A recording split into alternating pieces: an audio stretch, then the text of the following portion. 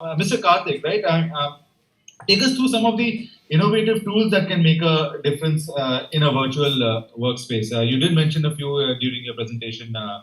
Azure Cloud tools, as well as I'm sure Teams is something that many are using. But please. Yep, yeah, and just to add, I mean, just to pick up from where Globally Sir was handing off, that's exactly right. Right, you need to be able to offer all of these options.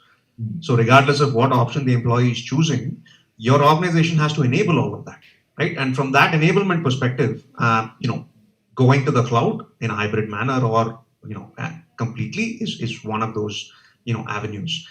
In terms of looking at your security, what you have on-prem, how many offices you have, what can you deploy on-prem versus on the cloud is another thing.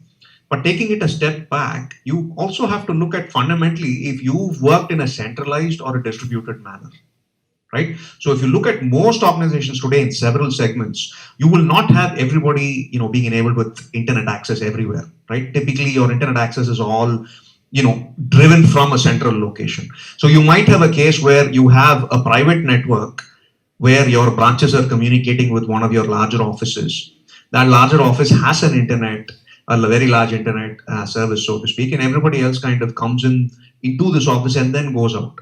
Today, that's not ideal anymore, right? It only adds more latency. It makes it slower for your employees.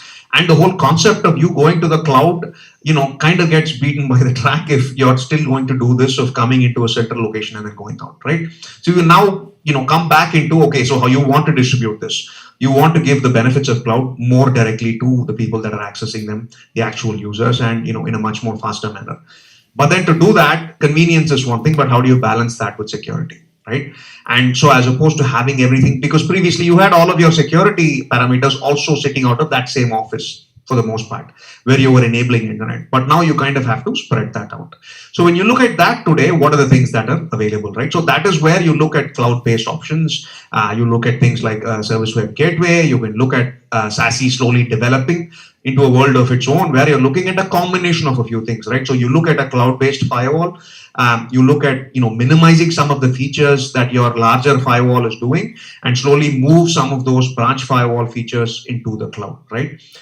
For anybody that's looking at SD-WAN, I mean, most other of the larger providers, and you have SD-WAN being a very, very commonly thrown around term now. But how can you combine some of the security aspects along with SD-WAN? Would that make sense for you as each organization when you're trying to implement that, for your branch sites, right? So those are the types of things that we as Tata offer, but also things that you actually have to think about as you go through this journey.